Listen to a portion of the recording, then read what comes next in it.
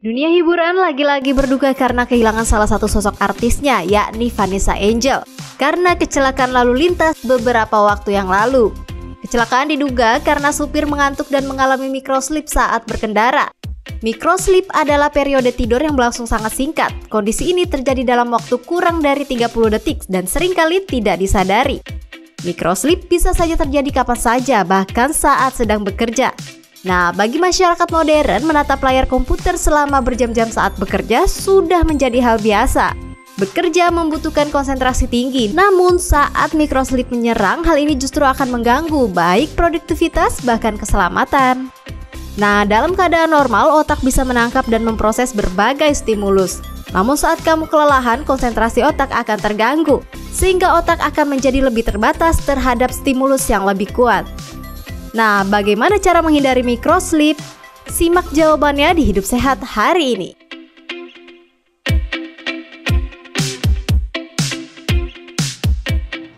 Assalamualaikum warahmatullahi wabarakatuh. Selamat pagi pemirsa TV One. Berjumpa lagi di Hidup Sehat bersama saya Dr. Sabrina Raisa. Dan seperti biasa pemirsa, hari ini saya ditemani oleh partner saya, yaitu Dr. Haikal. Nah pemirsa, kita semua turut berduka atas musibah yang menimpa almarhumah Vanessa Angel dan suami. Dan semoga mereka mendapatkan tempat yang mulia di sisi Tuhan Yang Maha Esa. Dan meskipun saat ini masih dalam investigasi penyebab dari kecelakaan, namun salah satu penyebab terbanyak dari kecelakaan di jalan raya adalah tidur sesaat atau istilahnya microslip. Nah, apa sih microslip ini? Di tengah kita sudah ada Dr. Nurul Rahmawati, spesialis saraf. Halo pagi dok, apa kabar? Dr. Haikal, sehat dok? Sabrina sehat. Iya. Hari ini kita bahasnya seru banget ya Dr. Betul. Haikal, karena microslip tidur sesaat itu kadang-kadang katanya si penderitanya itu dia tidak sadar kalau dia sedang tidur nih, yang mengalaminya itu tidak sadar gitu ya. Nah, kita akan tanya lagi nih sama Dr. Nurul, penyebabnya apa, cara menghindari bagaimana, apa itu hal yang lumrah atau perlu diobati atau bagaimana dokter. Nah, fakta mitos yang pertama nih dok. Nah ini berubahnya pola tidur ini dapat menyebabkan terjadinya microslip. Fakta atau mitos dok? Fakta dokter Sesa. Fakta. Ya. Kenapa dok? Ya, jadi begini.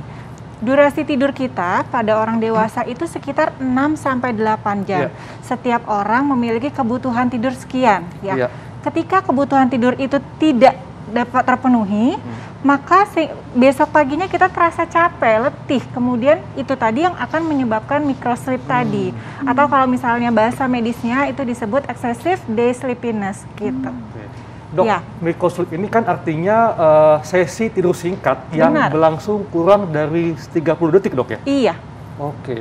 Nah, ini kan sebetulnya bisa timbul kapan saja dok ya? Benar sekali dokter Haikal. Semua orang bisa mengalami? Semua orang bisa mengalami. Paling rentan di jam berapa dok timbul microslip ini? Oke. Sebenarnya jamnya itu kita tidak bisa menentukan dokter Haikal. Tapi pada beberapa kondisi itu akan menyebabkan microslip tadi. Misalnya suatu kegiatan yang monoton, saat nyetir jalannya lurus aja. Atau mungkin saat lagi bekerja nih, sekarang kita kan WFO semua, di depan laptop terus. Nah itu pasti akan ada durasi atau fase-fase episode microslip tadi. Ya. Dok, ketika seseorang mengalami microslip, itu kan dia tidak sadar dok ya, tiba-tiba tersentak ya. Nah, tapi menuju ke sananya kita kan kadang nggak tahu dok. Kadang-kadang kita merasa juga kalau kita ngantuk. Ada nggak dok cara untuk menghilangkan atau mencegah supaya kita tidak tiba-tiba mengalami microslip dok? Oke. Nah, tapi nanti jawabnya. Siap. Kita akan simak jawabannya sesaat lagi, tetap di Hidup Sehat. Ya pemirsa, kembali lagi di Hidup Sehat. Ini tadi tayangan mengenai power nap. Sama-sama tidur dalam waktu yang singkat, tapi bedanya sama microslip, kalau power nap itu selama kurang lebih 30 menit. Nah kalau microslip ini biasanya kira-kira sekitar 30 detik. Ya dokter Haikal. Iya. Nah dok, kan sebetulnya orang yang mau ngantuk, orang yang mau mengalami microslip itu kan kadang dia tahu dok. Nah tapi bagaimana cara supaya bisa segera menghilangkan microslip ini dok? Oke. Ya, sebenarnya tadi sudah dijelaskan tuh. Salah satunya prevensi kita untuk menghindari microslip tadi. Yang pertama adalah power nap, dok. Jadi power nap itu tidur selama 30 menit. kita istirahat agar nanti kita bisa aktivitas kembali, badan kita bisa segar lagi dan kita bisa melakukan aktivitas lagi. Itu yang pertama, power nap. Jadi tidur istirahat selama 30 menit. Yang kedua, kita bisa minum kopi, Dok. Ya, tentunya kalau dalam pengobatan ini sendiri kafein atau bisa kita temukan di dalam kopi, kemudian teh. Nah, itu dosisnya bisa antara 50 sampai 150 mg. Itu pertolongan pertama kalau kita ngantuk. Kafeinnya, gitu. Dok, yang Iya, kafeinnya. Tapi si kafein ini bekerja di 30 menit setelah kita minum. Nah, sehingga kan masih ada waktu lelah nih. Jadi kalau misalnya kita lagi nyetir kemudian ngantuk, ya kita pinggirin dulu deh biar aman. Kita pinggirin dulu, kita sambil istirahat, kita cari kopi. Terus kemudian nanti kalau udah seger lagi baru kita bisa lakukan aktivitas kembali gitu.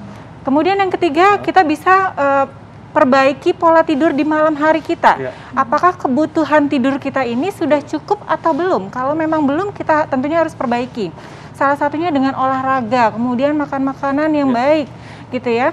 Kalau kafein ini tidak boleh diminum malam hari, jangan kebalik. Nanti kalau tidur malam harinya insomnia, paginya atau siangnya jadi microsleep tadi. Dok, bagaimana dengan misalnya nih kita melakukan gerakan stretching ketika kita merasa akan mengalami microsleep, Dok? Apakah ada stretching tertentu yang dapat kita lakukan? Oke.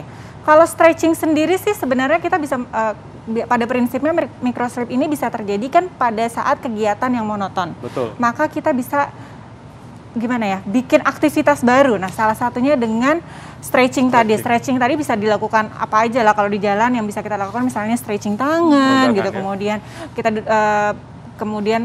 bisa melakukan gerakan-gerakan ringan gitu biar badan kita segar lagi. Oke.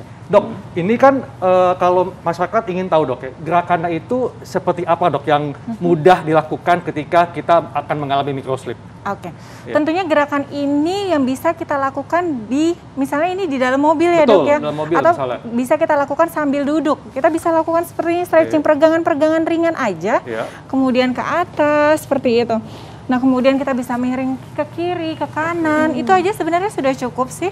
Sambil kalau misalnya ini kita cari teman ngobrol, biar kita tidak ngantuk. Betul. Dok, tapi kadang-kadang, Dok ya, mungkin Dok saya juga pernah ngalami nih.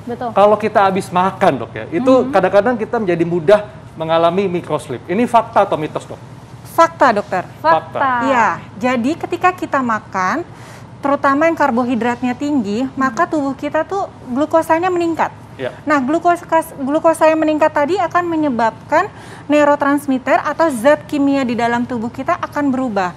Salah satunya serotoninnya kita meningkat, kemudian melatonin kita meningkat, di mana ini akan memicu kita. Ini zat kimia yang dibutuhkan untuk tidur. Oleh karenanya kalau kita habis makan ngantuk, itu adalah hal yang normal. Nah, jadi kalau misal, Dok ya, kalau kita mau bepergian jauh nih, mau nyetir lewat jalan tol, sebaiknya kita berapa jam untuk mengatur jam makan kita supaya kita nggak ngantuk, Dok? Oke. Tidak ada rekomendasi khusus sih berapa jamnya, tapi kalau saran saya itu hindarin makanan yang mengandung terlalu tinggi karbohidrat.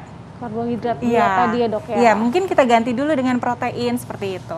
Dokter, ngomong-ngomong masalah gula nih, Dok, katanya nih microsleep ini lebih sering terjadi kepada penderita diabetes, Dok. Nah, itu fakta atau mitos? Ini juga fakta. Pada prinsipnya apa yang terjadi dalam diabetes itu sama seperti kejadian yang pada orang makan tadi. Habis makan gulanya tinggi, kemudian akan merubah zat-zat kimia di dalam tubuh kita sehingga menyebabkan kita mudah ngantuk. Seperti itu. Ya, berarti ngaruh ya, Dok ya. Iya. Kemudian selain diabetes, banyak faktor atau penyakit lain yang bisa menyebabkan excessive daytime sleepiness tadi. Salah satunya darah tinggi, obesitas. Nah, ini juga perlu dihindari. Kemudian misalnya penyakit-penyakit gangguan saraf seperti stroke, kemudian restless leg syndrome, itu kalau saat tidur kakinya gerak-gerak. Nah, atau Parkinson dan penyakit saraf lainnya. Baik, Dok. Selain rasa mengantuk yang memang kita rasakan, sebetulnya tanda-tanda apa saja sih yang kayaknya kita nih akan mengalami microsleep? Misalnya tiba-tiba kita nggak nyambung diajak bicara atau gimana, Dok? Oke, biasanya kita nggak menyadari nih bahwa kita ternyata menderita microsleep. Nah, ini mungkin bisa misalnya kita lagi aktivitas, tiba-tiba kepala kita terkantuk atau kesentak gitu. Salah satunya itu. Kemudian kita jadi tidak fokus. Nah, itu juga tentunya, atau produktivitas kita jadi menurun. karena mengantuk tadi, itu bisa kita konsultasikan ke dokter saraf terdekat. Oh dokter, berarti ini artinya si microslip ini dia bukan suatu penyakit ya dok ya? Lebih keserangan gitu dok atau bagaimana? Ya kalau misalnya masih ringan sih ini suatu gejala aja ya, bisa kita perbaiki dengan pola hidup tadi, dengan memperbaiki sleep hygiene, olahraga, kemudian tidurnya malam hari diperbaikin dan sebagainya. Tapi kalau misalnya udah sering banget, maka kita perlu memikirkan diagnosis yang lebih lanjut. Salah satunya narkolepsi yang tadi sudah disebutkan sebenarnya di bahasan. Gitu. Seringnya itu seberapa sering sih dok? Sehingga kita harus waspada nih, kayaknya ini harus minta pertolongan dokter nih. Oke. Kalau dibilang seberapa seringnya sih tidak ada hal yang khusus ya. Tapi gini, misalnya gini, kita lagi ngobrol, orang normal itu tidak mungkin lagi ngobrol tiba-tiba langsung tidur. Nah ini ada kejadian namanya narkolepsi, ketika kita ngobrol aja atau aktivitas itu, maka dia tidur bisa. Ini kita lagi ngobrol gini dok, tiba-tiba saya tidur. Nah itu ada yang seperti itu. Nah, itu harus dicurigai. Itu harus konsul ya. Ya, kalau narkolepsi ini suatu penyakit ya dok ya? Ini suatu penyakit. Betul, jadi kalau microslip lebih untuk menjaga sleep hygiene tadi ya dok ya? Iya, kalau microslip ini hanya gejala ringan ya. Gitu. Baik dok, tips kepada masyarakat supaya masyarakat waspada jika mengalami tidur sesaat atau microslip, apalagi bagi yang sedang mengemudikan kendaraan. Silakan dok. Oke, yang pertama ini biasanya disebabkan karena aktivitas yang monoton, sehingga diperlukan teman ngobrol saat lagi nyetir. Satu itu. Yang kedua, kalau memang ngantuk banget, nggak usah dipaksain, segera minggir, cari kopi, tidur, power nap tadi sekitar 30 menit. Habis itu kalau udah segar baru melanjutkan perjalanan. Yang ketiga, bisa ditemani oleh kopi, secangkir kopi untuk menjaga biar mata kita ini terjaga. Gitu. Salah satunya itu. Ya. Jadi tentunya cemilan juga mungkin bisa dok ya. Tapi jangan yang karbohidratnya tinggi. Nanti cemilannya juga sehat ya dok ya. Baik dok, terima kasih informasinya. Oke, sama-sama. Jadi pemirsa, penting sekali bagi kita untuk mengetahui dan menyadari bahwa kita mengalami microslip. Dan ingat, kalau lagi menyetir, maka tepikan kendaraan, istirahat, dan ingat ketika Anda berkendara, Anda juga membawa keselamatan penumpang. Jadi ingat sekali untuk selalu menjaga keselamatan kita semua. Nah, berikutnya kita akan membahas tentang benjolan doksa nih. Nah, itu dia. Biasanya tuh masyarakat kalau misalkan dengar kata-kata benjolan, apalagi dokternya sudah mendiagnosis misalkan, oh ini ada tumor. Wah, langsung panik kan. Apa sih tumor benjolan itu? Nah, pemirsa kita akan bahasnya saat lagi. Jangan kemana-mana, tetap di Hidup Sehat.